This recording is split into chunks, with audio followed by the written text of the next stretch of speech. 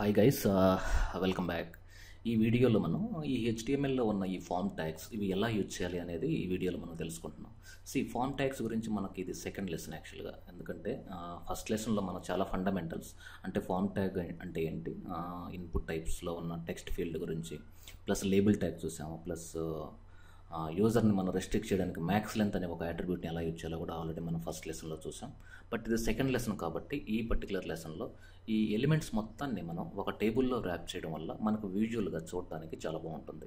So టేబుల్లో HTML ఎలిమెంట్స్ని ఎలా rap చేయాలో ఈ వీడియోలో మనం తెలుసుకోబోతున్నాం. So first take a new document. ఇది టెంప్లెట్, డిఫాల్ట్ టెంప్లెట్ మనం ఆల్రెడీ చూసాం. సో ఇక్కడ హెచ్టిఎంఎల్ ఫార్మ్స్ టేబుల్స్, ఓకే, ఇది మన యొక్క టైటిల్ అనుకుందాం. ఫైన్. ఇక్కడ ఆల్రెడీ ఇది మొత్తం కామన్ కదా, left margin 100, top margin 100, right margin 100, font face Gautam, ఫాంట్ని క్లోజ్ చేశాను. ఇది మొత్తం డిఫాల్ట్ టెంప్లెట్, ప్రతిసారి టైప్ చేయకుండా ఇది యాజ్ ఇట్ ఈజ్ ఒక టెంప్లెట్గా సేవ్ చేసి పెట్టేసుకున్నాను. ఇట్లా దాన్నే కాపీ పేస్ట్ చేద్దాం. ఇక్కడ మనం ఫస్ట్ చేయాల్సింది ఫామ్ అనే ట్యాగ్ని ఓపెన్ చేయాలి. ఇచ్చేటప్పుడు కంపల్సరీ స్మాల్ లెటర్స్ వాడాలి, ఎందుకంటే హెచ్టిఎంఎల్ XHTML స్టాండర్డ్స్ ప్రకారం హెచ్టిఎంఎల్ అనేది మీరు స్మాల్ లెటర్స్లోనే ఇవ్వాలి. బట్ HTML4లో మీరు ఎలా అయినా రాయొచ్చు, దాంట్లో తప్పలేదు. FORM, ఫామ్ ఓపెన్ చేసాం, ఫామ్ క్లోజ్ చేసాం. ఈ ఫామ్ మొత్తాన్ని మనం దేంట్లో ర్యాప్ చేయాలి, టేబుల్. సో టేబుల్ని క్రియేట్ చేసి టేబుల్ని కూడా క్లోజ్ చేసేద్దాం. అంటే టేబుల్ ఒక ఫామ్ లోపల క్రియేట్ చేసాం అనమాట. అంటే సబ్మిట్ క్లిక్ చేస్తే ఈ ఫామ్ లోపల ఉన్న ఎంటైర్ టేబుల్ మనకి డేటా సబ్మిట్ అవుతుంది. ఫైన్. సో ఇప్పుడు బేసిక్ రిక్వైర్మెంట్ ఏంటి అంటే, లెఫ్ట్ సైడ్ అన్ని లేబుల్స్ ఉంటాయి.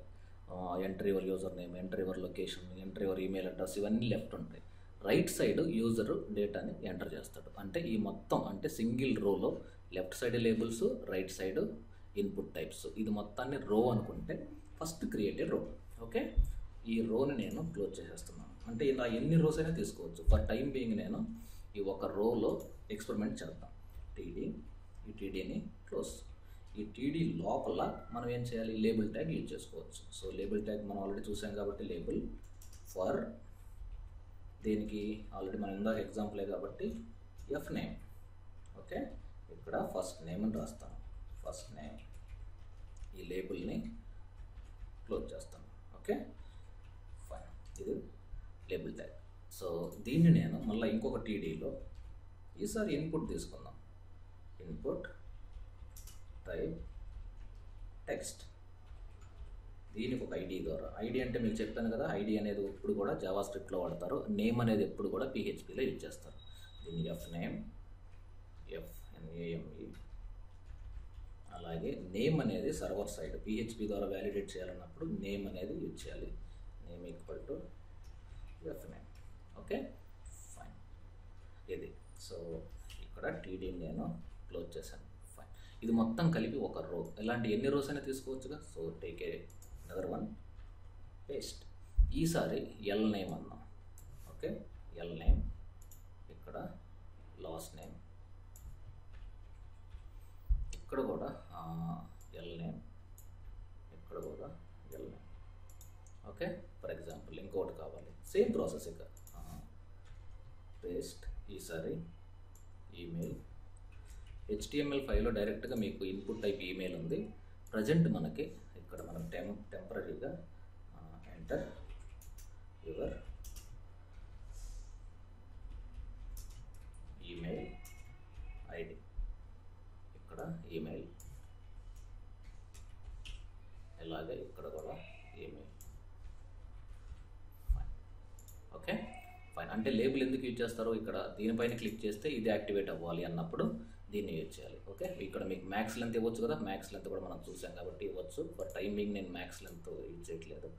సో ఇక్కడ నేను ఈమెయిల్ ఐడిలో రీడ్ ఓన్లీ అనేది కూడా మనం యూజ్ చేయొచ్చు. రీడ్ ఓన్లీ అంటే దాని అర్థం ఏంటి అంటే, say for example read only అనేది దీంట్లో ఇస్తున్నాను నేను.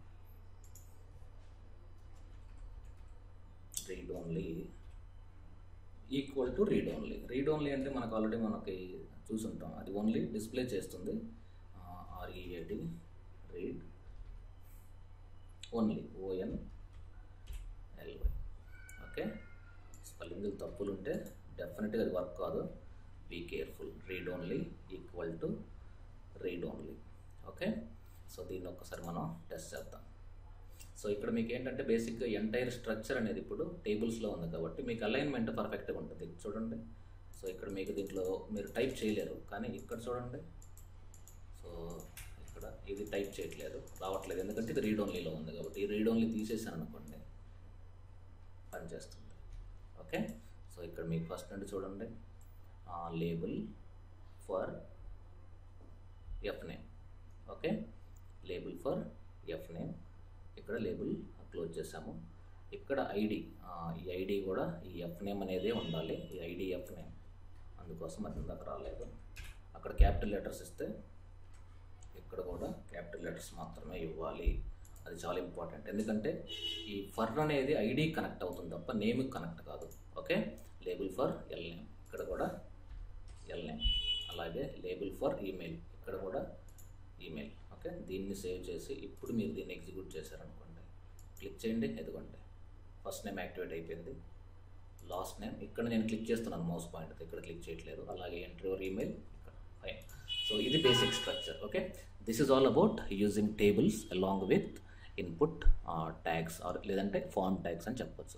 అలాగే ఇదే కోడ్ మీరు కాపీ పేస్ట్ చేసుకుంటూ ఎన్నైనా యాడ్ చేసుకోవచ్చు. సో ఫర్ ఎగ్జాంపుల్ ఈసారి ఫాదర్ నేము, మదర్ నేము, మీ కాలింగ్, ఇవన్నీ ఇలా ఎన్నైనా యాడ్ చేసుకొని మిగతాది మీరు కస్టమైజ్ చేసుకోండి అకార్డింగ్ టు యువర్ రిక్వైర్మెంట్. ఇలా వస్తుంది structure. Okay, so thank you very much for watching digital with HTML series.